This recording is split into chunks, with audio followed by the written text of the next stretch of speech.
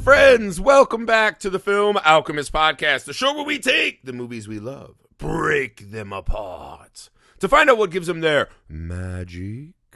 I'm your host, Josh Griffey, plowing our way through the horror beast, the 31 Days, 31 Pods October Mega Marathon, the grandiose event of the Film Alchemist calendar every year. I hope you've enjoyed the franchises we have covered before. Every day this month, you will have a brand new podcast about a brand new movie. So make sure you're going back, finding all the episodes we've already done. Make sure you are sharing everything on social media. Let's blow this thing up, people. We need your help. So today I am joined.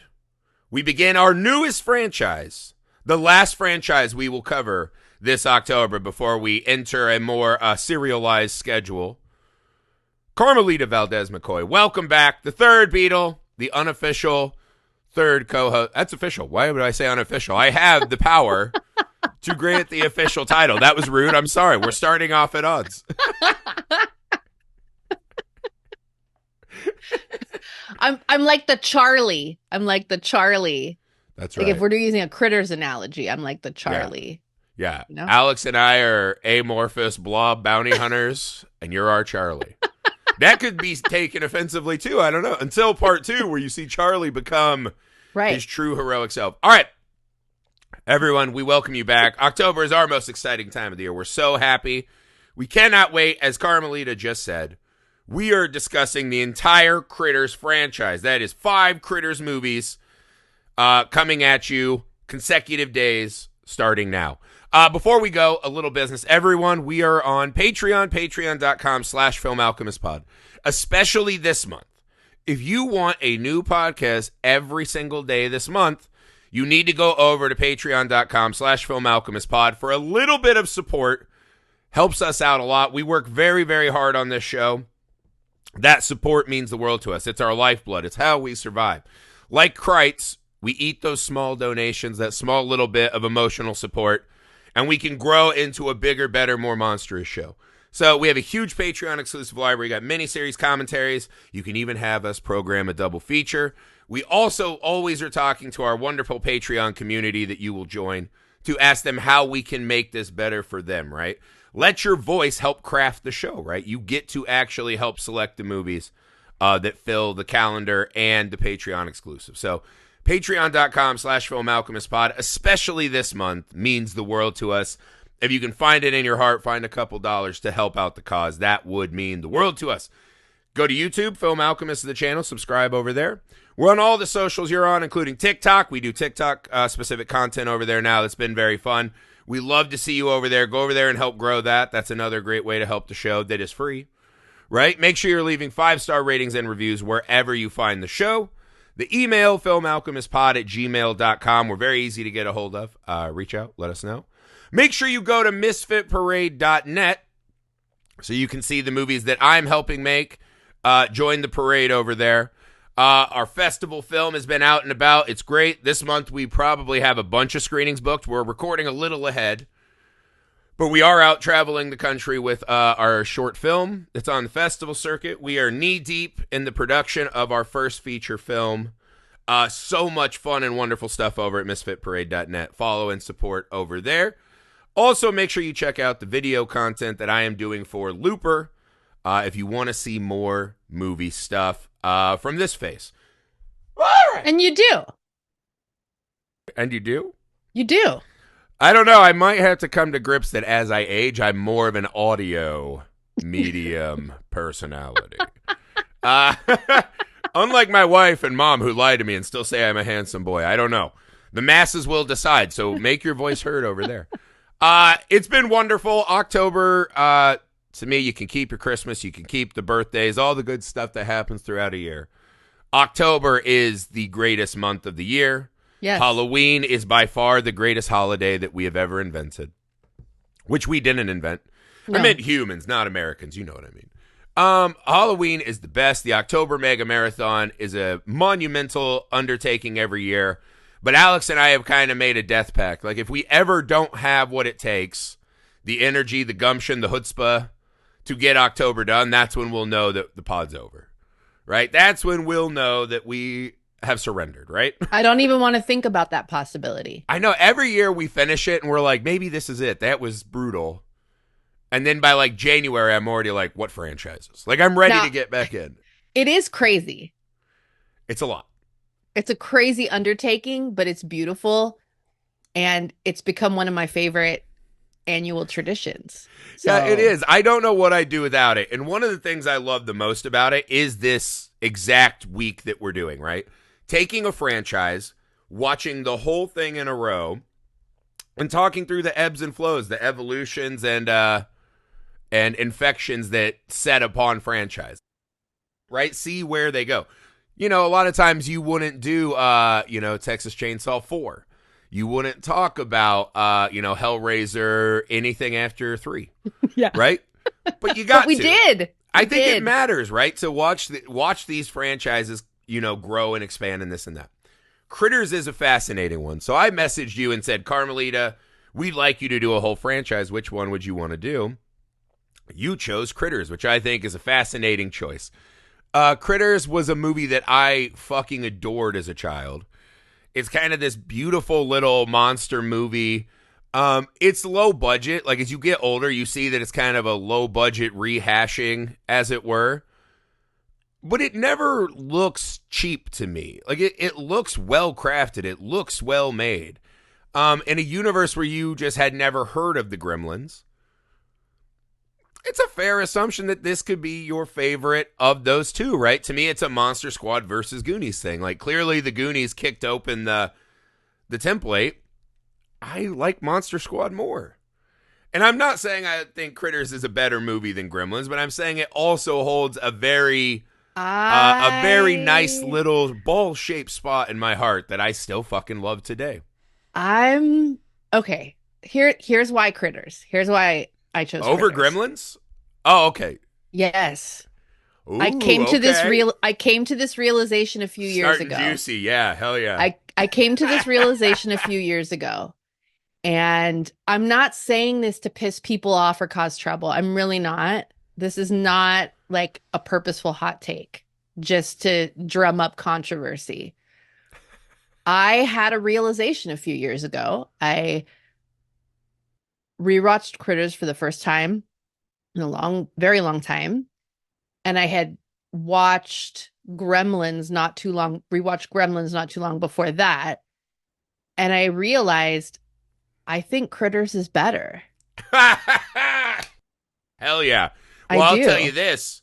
Disney didn't steal the entire plot of Gremlins to make Lilo and Stitch. That didn't happen. They did steal. Disney just remade Critters outright with no acknowledgement. Like a straight up theft.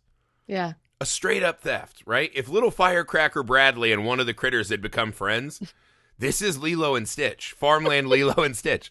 So that's a check, right? I think what Gremlins has, I think Gremlins at a production level is a little higher. Of course. Yes. I think Gremlins 1 is by far, if you were ranking all 7 of these movies together, right? It would be hard for me to argue that Gremlins 1 doesn't achieve the most. Gremlins 2 has mixed feelings amongst people. I personally love Gremlins 2, but I also grew up with these movies. So Sure. To me, it was one of those, like, feed me everything. Like, I can't get enough of any of these. I liked Ghoulies and Munchies and all of these weird little creature movies, right? Yeah. There's one Prehistoria where a kid just found, like, cat-sized dinosaurs. Like, anything with creatures like this, right? Batteries not included, which were little robots. Anything like that. Feed me. So at an emotional level, it's hard for me to, choose amongst my little favorites here. I don't know. This movie went on to have 5. It's got a lot more fun kind of like winks and nods to an adult, especially as you start getting into like part 2 has a lot more of those winks and nods, right? Yes. I love the sci-fi opening, the floating alien in the chair, the ship, the critters are from a prison planet.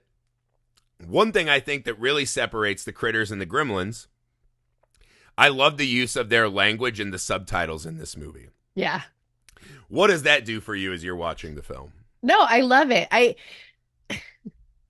Here's the thing. I mean, Gremlins, the Mogwai is so adorable. Gizmo is hard to surpass. Right. And the design of those creatures is stellar. Is amazing.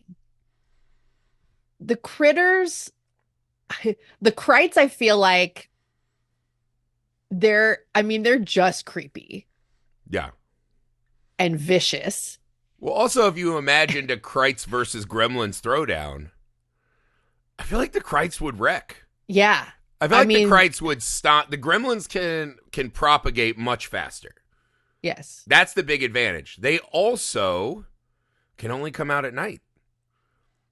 The Crites also, as they kept eating gremlins, would get bigger and bigger and stronger. And we see like an expanding pool of powers, right? The gremlins are essentially just perverted little miscreants, right? Yeah, basically. They can only come out at night. The critters could eat a whole colony of gremlins during the fucking day. They were attacking America's heartland in the wide open sun for chunks of these films. Yeah, and it would be an apocalypse. Yeah. Yeah. Life as we know it would be over. Here's the thing. Part of what I like about we get those little insights into Crite culture through hearing, through seeing with the subtitles what they're saying to each other, how they communicate to each other. The Crites are very, I think, very consistent. And this is part of why I realized that I'm a critters person over a gremlins person. Is there's a consistency to the tone of critters that works better for me. Yeah. Well, also it went on to do 5 movies we got to explore and spend a little more time with. Because even Gremlins 2, right? You start evolving into there's a genetics lab that adjusts them and changes them. So a lot of the coolest things we ever see from the Gremlins are not inherent gremlin traits or powers, right? Right. So the Crites in this one, I think the one thing that would separate in people's minds is I think if you had the budget, we would see how the gremlins replicate more, right? Like whether it's they eat enough and they grow big enough and they split back down into a bunch of little ones and do that. Because we hear, I mean, they're on a prison planet, right? Yeah. And the movie starts like we had to kill 2 of the 10 because they eat so much we weren't going to make the trip back home. So they are these horrifying, open maws, right, of destruction. Through that, they know how to chew through electrical wires. They know how to fly a ship. We see in this movie, they start attacking the power supply. They start attacking the phone lines on an alien, more primitive planet. So there's an intelligence to them, too. Yeah. That makes them extra fucking scary. And it is funny because as you're watching them take out the electric and this and that and attack, you also have these lines, right, where the primitives have weapons, right? Which is a great line. So they recognize weapons and danger, and the guy just goes, who cares? Fucking D. Wallace blows his head off, and the other Crite just goes, fuck! And I was like, that's just hard to beat for me. Especially as a little kid, I could still read that word, right? And it was almost like a secret to me. Yeah. Like, oh my God, my movie knows exactly that will play amazing with me. And so, yeah, I think the one thing this one doesn't answer, we start getting into later, is how fast do the Crites replicate, right? They are the Zerg. They're the Tyranids. They're this planet-ending force that eventually will just replicate, destroy a whole planet. Maybe they eat each other, and then the survivors go to the next world. So I think if Critters ever had the kind of budget or a really dedicated fan that could really delve into the history of the Crites, I think the Crites whipped the shit out of the Gremlins in just a straight up battle. So. Because I'm saying we've got to have intergalactic shape-shifting bounty hunters. We've got to have prison asteroids so they're not near a population. The Gremlins are held in check by just a guy who runs like an antique shop. Yeah. It's not really that close, right? It's true. The Crites will just show up and destroy everything. I know the argument's going to be they got taken down by a farmer. Well, all right, farmers at least do stuff. This kid was designing dynamite and stuff before the movie starts. The Gremlins got taken down by a bank kid. Like a bank kid who does sketches. So don't use that argument either. Who can't even follow instructions, basic instructions. Yeah. And really what got him was bounty hunters. And Charlie's old arm, right? Through the alcoholic fog, Charlie remembers how to throw a rope for 1 second. It's such a fun movie. So it is. Obviously, this movie would be an answer, right? Or it would get swept up in this. Gremlins was a hit. What kind of stuff can we make? What kind of tonality choices do you think Critters made that help? Because there are so many movies in this kind of classification. Oh, yeah. Once Gremlins is a hit, monsters. Once Gremlins is a hit, everybody wants a piece of that pie. Yeah, and it seems like something like, oh, that'll be easy. I think these kind of movies are insanely hard to do. Yes. With the creatures and the monsters. Like, if that doesn't work, your whole movie's fucked, right? So what do you think decision-wise, tonally and design, that Critters made that helped it go on to 5 movies? Like, it's not nothing that it got 4 movies and someone in modern times loved it enough to go back and try to reinvigorate it. Right. You know, I think one of the things I love about Critters, and I think this plays into its success, it blends perfectly the sci-fi elements, the horror elements, and then the comedy. Yeah. It's hard to do comedy horror. And then if you throw another genre in there too, it's really easy for something like that to get out of whack, out of balance, either not be funny or not be scary or what have you. And Critters does a great job of making all of that work together. The humor is simple enough that kids will laugh even if they don't fully understand all the innuendo. Right. Right? But it's funny, and things that adults immediately are like, "Oh God," and they laugh. The sci-fi has that whole like B-movie pulpy quality to it that's kind of timeless. In a way, there's like a nostalgia that's built into that. Yes. The horror, the Crites look great. Yeah. It's a good creature design. It is. It's a good creature design. They're very adaptable. It's like they can be the little roly-poly and they're fast. So that's scary. They can kind of swarm and be fast in and out and attack you. They've got the little quills, the little poison quills that they can shoot at you. They get bigger. They can pretty much eat anything. Yeah. They can eat literally anything. Yeah. My kids laughed so fucking hard when the little critter hand picked up the firecracker and ate it. Yeah. And the smoke came out of his mouth. And then literally it looked like someone with a leaf blower just blew the puppet over.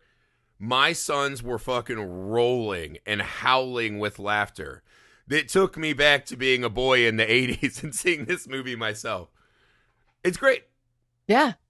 Yeah, I think maybe other than Killer Clowns from Outer Space, I don't know that a movie has threaded the comedy, sci-fi, horror trifecta as perfectly. Like, to me, Killer Clowns is the perfect version of that recipe, right? And the other thing the science fiction allows you to do that a lot of horror movies kind of miss out on, you know, like Gremlins, because Gremlins is horror, comedy, and a little Christmas tale, right?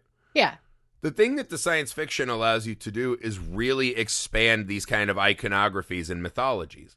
So seeing the prison planet and the floating alien, it signifies that there's this whole vast world of alien monsters out there. Yeah. That inherently makes the Crites more scary because we're like, of all of those beasts, they're afraid of this monster who in one movie we see can roll as a ball, is hyper intelligent, can escape that prison asteroid, right?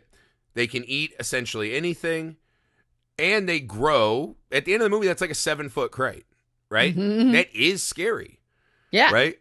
It is scary. So these monsters have a lot of abilities we see in the first one.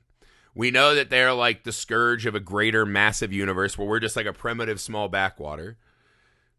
You know, we see that they have to send these shape-shifting bounty hunters with these, you know, fucking cannons.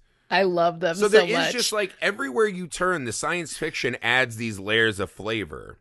Yes. That, while normally silly and played for laughs, it just makes it feel bigger. It makes it feel more important than something like, I'm trying to remember what even was the storyline of Ghoulies, right? We all remember the famous like toilet poster.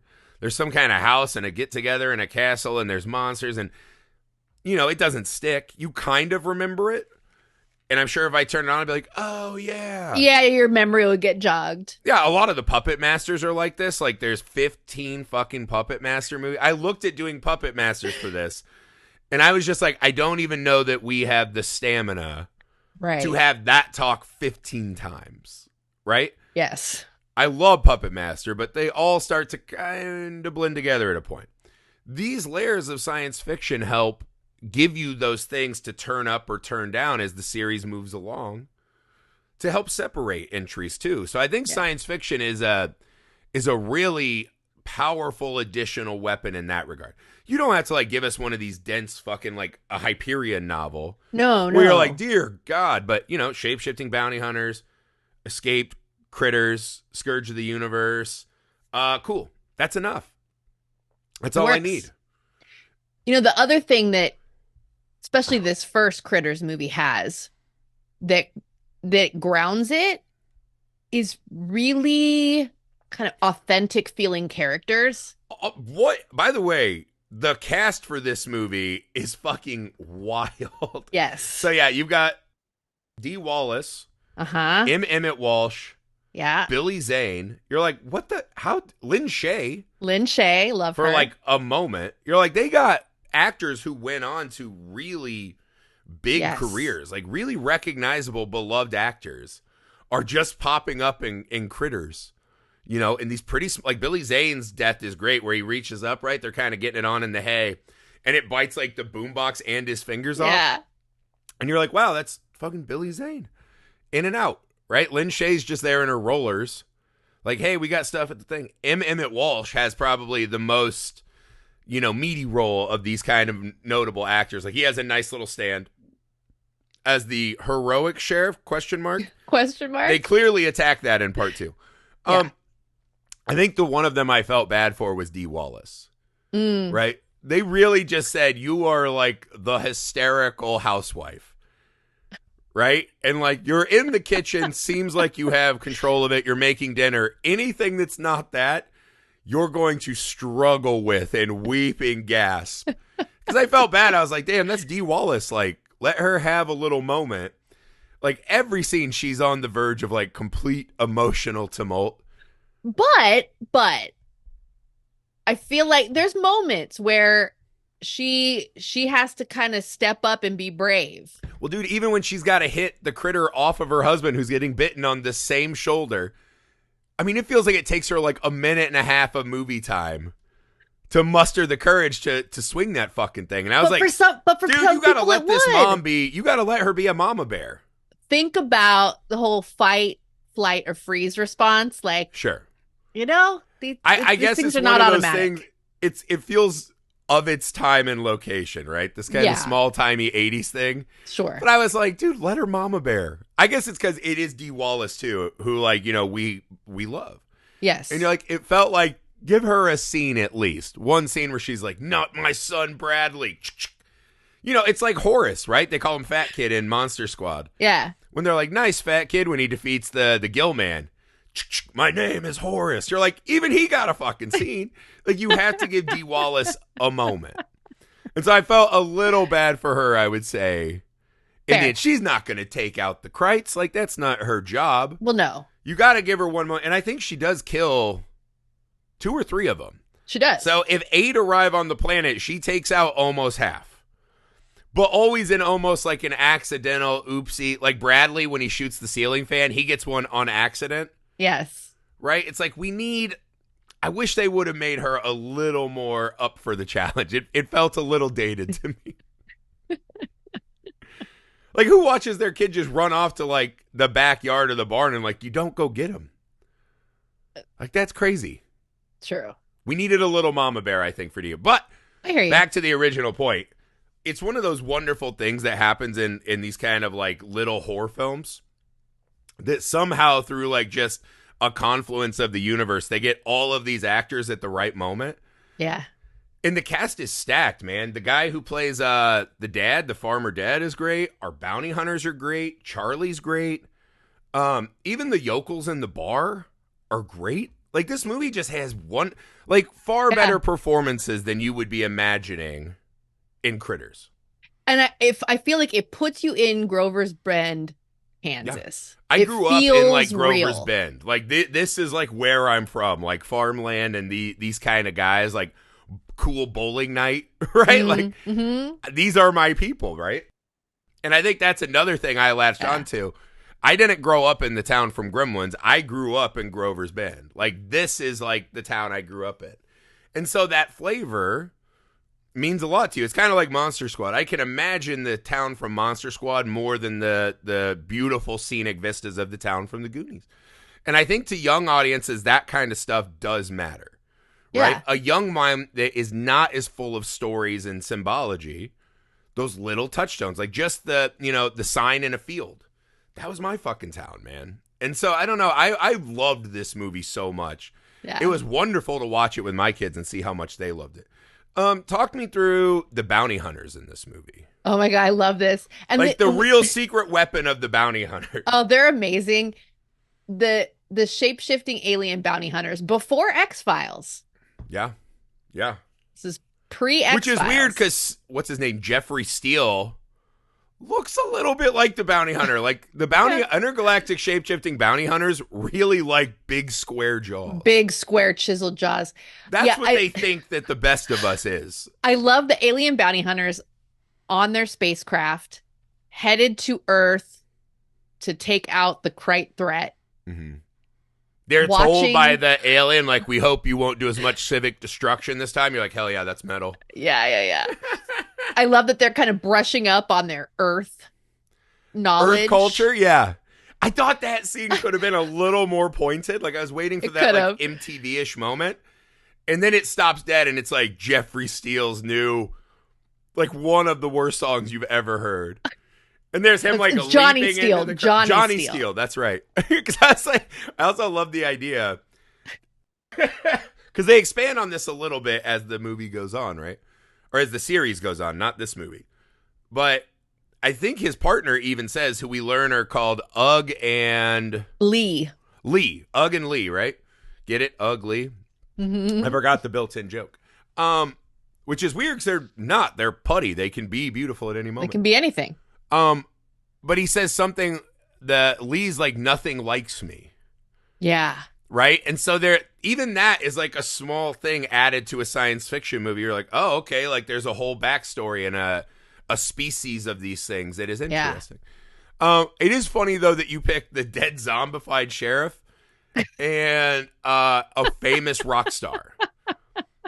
It feels like they study us, but they're not. They're maybe studying too fast. Like maybe they're cliff noting us a little too much. Yes, they're not getting all the nuances of humanity. Well, and it's funny too because the alien bounty hunters, they're not trying to fit in. So they take on this they'll take on this human form. Yeah. But they're not really worried about fitting in because no one in Grover's Bend, Kansas looks like Johnny Steele rock star on MTV. Yeah, you get the sense that as they walk into the church and the bar and say, where are the Crites? And they're all leather duster get up. You're like, they immediately are like, uh-oh. Yeah, you stick out like a sore thumb. Yeah, they don't just care. That hair, right? That lion's mane of hair. The festering wounds on the neck, right? And then they're like, oh, we'll be the trusted small town preacher and go to the local libation station. You're like, it feels like they don't give a fuck. Like they don't. They're shape-shifting bounty hunters that do not utilize the ability. It reminded me of It Follows, right? Love that fucking movie, but it's like one of the most annoying things in such a wonderful movie that you want to love is why does this thing not just, like, why would you be a 7-foot tall guy with like piss pants and bleeding eyes? Just look like the mom who's coming up to bring laundry for the 1,000th time, right? And grab the victim. Like, are you here to be a movie prop, or are you here to actually like eat? You know what I mean? Are you here to fulfill the promise of the curse, right? And so it's like, if you're a shapeshifter, use that shit. Use it. These bounty hunters don't seem to give a fuck about using it. It seems like what they use it for is to look cooler. Like they're pre-fashioning, they're like made for intergalactic TV movie castings. You know what I mean? Well, I think too, when they're kind of blobby, putty face, That scene was cool too. That was like one of those cool old People like practical freak out. moments. People freak out. People can't handle Yeah. that. And so It's they would unnatural. really get nowhere. So That's what they gotta, say a lot of it is with insects, right? We can't see eyes that we recognize as eyes, and it makes them feel different and alien and evil. Yeah, and gross. Yeah, the putties look more scrotal. They do. So that's also probably not great. That's also not great. Not everyone's comfortable with that. Yeah, with what I mean, that almost invokes. no one. There's almost no moment in life when you're out in public and you just see a wild scrotum and you're like, that's enhancing my day. A wild. Yeah, you know what I mean? Like, just imagine you're just like at Starbucks, you get your Trenta, you turn around and you're like, well, that happened. Whoa, scrotum. Yeah, that's almost always a call to the authorities. Almost always, yes. Almost always, if a scrotal's out in real life, someone's calling authorities. So these bounty hunters, that's another check against them, right? This is the stranger in a strange land paradox. It's hard. Yes. It's hard when you're an outsider. It is. Who happens to look like a genital part from the species you're on the planet of. I just love them. I love that they can communicate in English, but they're not trying to have a conversation. They're trying to explain themselves. The alien bounty hunters are here to do one thing: kill Crites. Yeah, kill Crites and blow up everything. That's it. Yeah. They don't care if your church falls down. They don't care. They drive into your church. Yes. They don't recognize your false gods. Doesn't matter. That's another thing that sci-fi adds to this, right? Imagine this town, because we get into this later, how Grover's Bend deals with this. Imagine a town where you're in the small town church and all of a sudden aliens wreck your church, come in, take the form of your pastor, and dip the fuck out. It feels like those Sunday school stories are getting harder to accept. Right. Right? So this is one of those science fiction contact with alien cultures. One of the first things that inherently has to be destroyed or turns you into a monster as you cling to it is religion. Yeah. So there's another layer of unintended depth, I'm sure, in Critters. I have to shout out to the little old lady in that evening church service who's giggling about Sodom and Gomorrah. She's my favorite. She's one of my favorite. She was great. She's just like, what are you doing, Jeffrey? What's going on? The cast in this movie so perfectly understood the mission. Yeah, they do. Like everyone, every small role is perfect. Agreed. It's perfect. Even when they go to the bowling alley. I love the idea. It's such a weird meandering moment. Because it's one of those things you're like, we got to show that these bounty hunters are tough and cool, right? In case people aren't getting that through the leather and the hair. Right. When he just like smashes the bowling balls, right? Like his super powered strike. I wonder what team they are on. I love You're like, that. that's great. That's great. You crushed it. And then they go in the bar and you got your tough guys like, look at these idiots, right? It's great. It works. It is. Like this. I think that's the thing is it's shocking at times how much Critters works and stays on course and doesn't derail. Because it feels like a movie of this kind. Right? So easy to go off the rails. So easy as you start adding bounty hunters, asteroid prison. It feels like everything you do that's a step away from that farm is a chance to really fuck this movie up. Yeah. And I feel like they stay the course and kind of the steady spine of the movie. We come back to the farm and we have a recognizable monster movie, right? A family who has normal, like they do a beautiful job setting up the normal family. It's actually almost shocking rewatching it. Yeah. For a short movie, how much time they take just building this family out. Yeah. Right? Because you're kind of watching and you're like, what the fuck? We're like 26 minutes in. Where are the fucking... Yeah, where are the Crites? Where's all the Crites? I love this family. And yes, some of the dynamics here are obviously dated. This whole I have a idea question. of like... Do you think Charlie shot that ass on purpose? Yeah. It kind of feels like it, right? Yeah, he did. Charlie... Of course he did. It feels like a weird... Him and Bradley feel off at the start a little bit. Yeah. But then you see Brad take the heat and he's like, yeah, I guess I did shoot my sister's ass with that slingshot. So you're like, it gives him a nice hero's moment, but you're like, I don't know about this Charlie guy.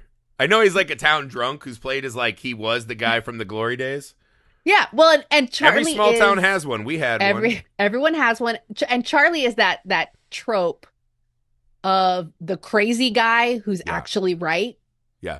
Oh, they have him, the guy, Francis from Pee-wee. That's him in Leprechaun. Like, this is a classic in these movies. Yes. You know, they love that, like, grown man who's not acting adult-like, who's friends with the kid, actually. Who's iffy, very iffy. Sloth, even, right? Like, there's a lot of these guys in these movies, right? But I love this family. I love the dynamics, like the siblings who, you know, bicker like siblings do, but ultimately want to kill each other, but also no one else can get in there. Exactly. Yeah. The parents who, you know, feel just very natural, like, and they're more involved than a lot of 80s parents in movies. They're actually present the whole film. Yeah, they're actually, you know, parents. Parenting. They actually ground a kid, right? They're actually parenting. Yeah, ground a kid, have a conversation about what they did. The daughter. I love the teenage The audacity of that daughter. I was like, I was also a horny teenager at one time. That is fucking brazen. I love her. Dad's not even at the bowling alley yet. Like, this plan is wild. I love. This is classic farmer with the shotgun's daughter.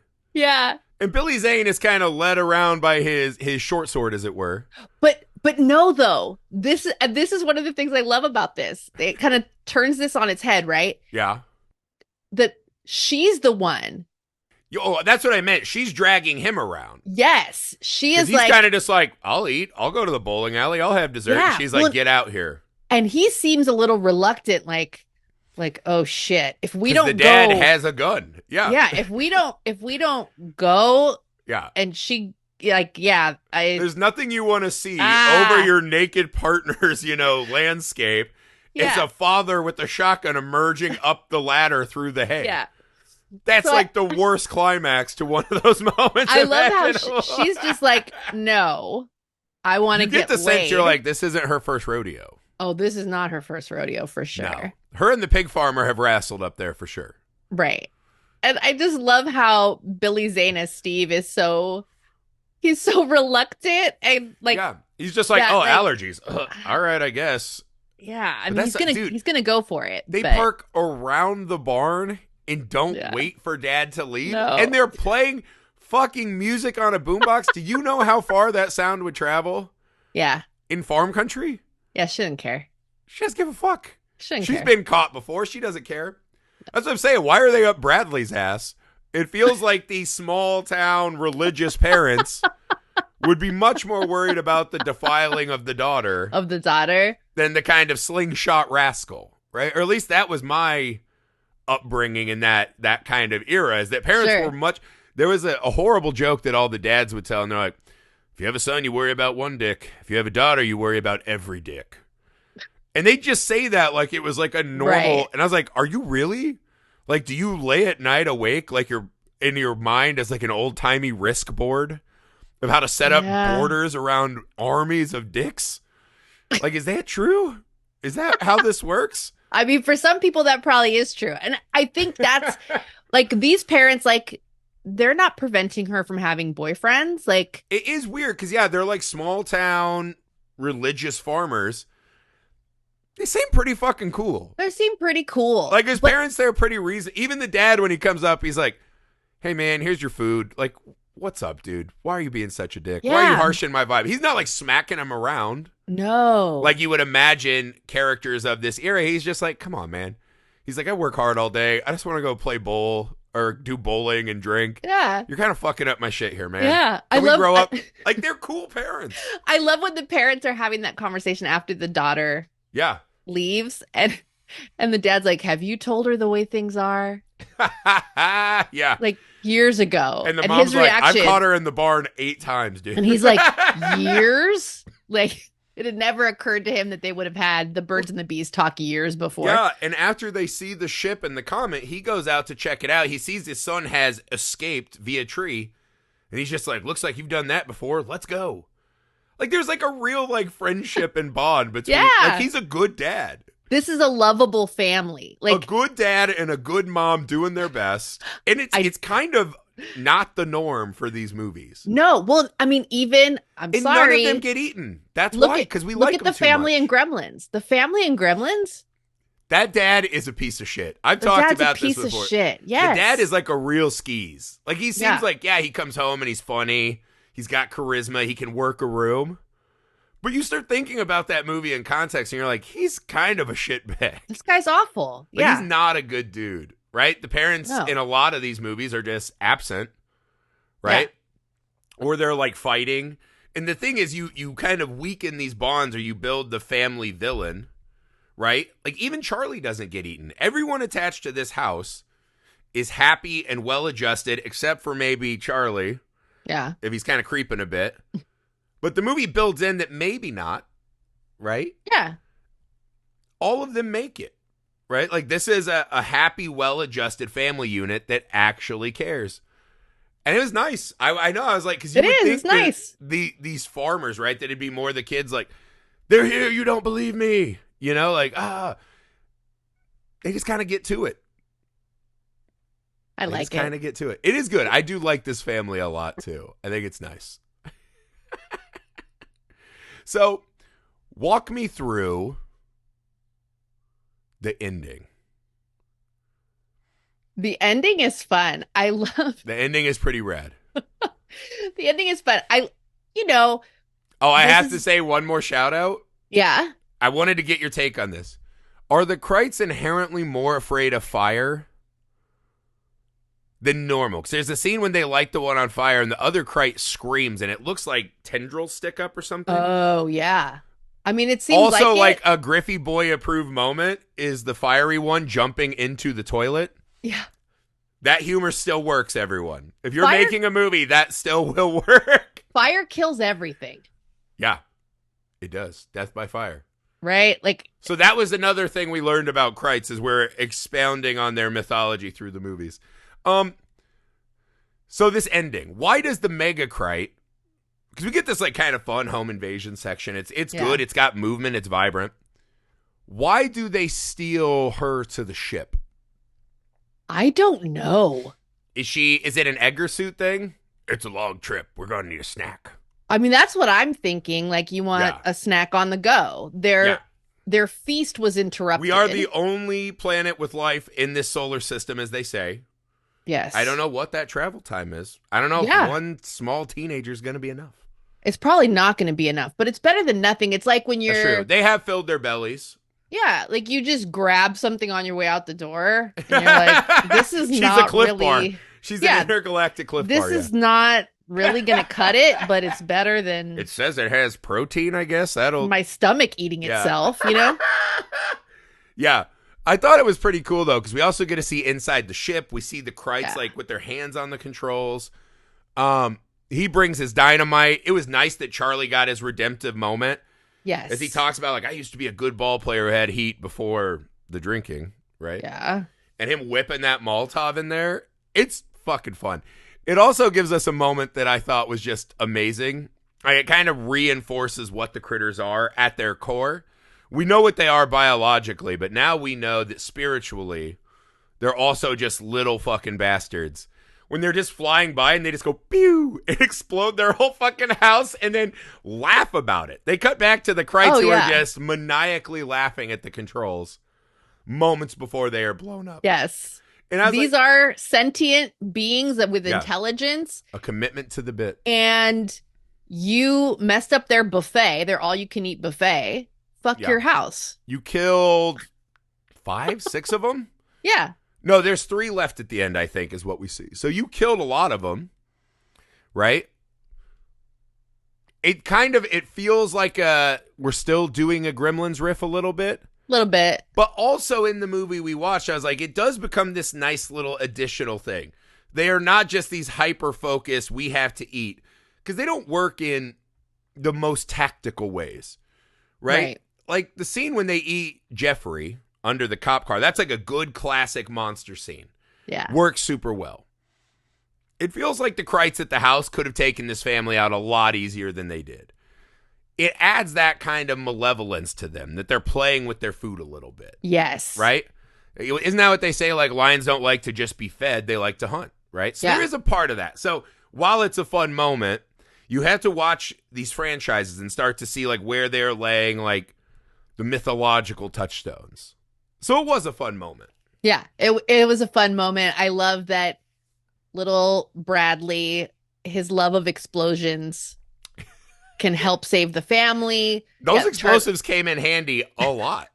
Charlie gets his moment. I love there at the very end when the bounty hunters give Brad their little The communicator, little cool, communicator. dude. That's cool. Yeah, him like kind of secretly bonding with them. Yeah. Underrated. Like that was a nice little touch in the moment, right? Yeah. I love when he first got in their car. Mm-hmm. And he's just, I see a cop car. I need help. Yeah, with Charlie and a famous rock star. And his dawning realization, like, oh, this is not what I thought it was, but they're actually taking me seriously. So let's go. Yeah. It ends up being a recognized game. Like Yes. Bradley kills 2 Crites. The mom kills 3. Mm-hmm. Not bad. Yeah. The dad might maim one really with well. hairspray. But yeah, I don't know how true they are to the numerical values they set out. It feels like the math could be a little fuzzy. It probably, I don't really care. I don't really care. You see Bradley hop into action. He's a little badass with explosives. That kind of kid that we all really loved, when we were kids. But still very much a kid. Like, it still very much a kid just protecting his family. Yes. Right? He's not like a too worldly. Yeah. I like it. He's a small town farm kid that's had to explore and do shit on his own. I think my only issue with is at the very end when the house gets raised up again. That's a little much. It is a fucking crazy cool effect though. But it's a cool effect. Like I was watching it, I kept kind of going through and I was like, how the fuck would I film this? Right? And obviously it's like reverse, but I was like, what were they using to pressurize this house? Is it just like a high-powered fan? Did they pre-cut it? Like, that's a model. Totally. Any way you do that effect, it's impressive. That's like a huge amount of work for Critters. Yes. Like, it is a really impressive visual to watch, right? Of I everything agree. getting sucked back, the cat getting sucked back. Like, oh, Chewie lives. I know, and he's That in the made me mailbox. happy. Like, that effect is fucking rad. And again, it gives us this kind of bigger universal feel. That, it's, kind of a cornball ending. But Critters is not a movie asking to be taken serious. It's a movie that's asking you to have fun until you get another Gremlins movie. Yes. And, this is kind of more of a family horror movie. Yes.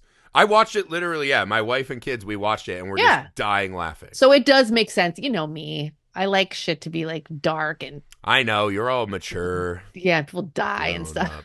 Yeah.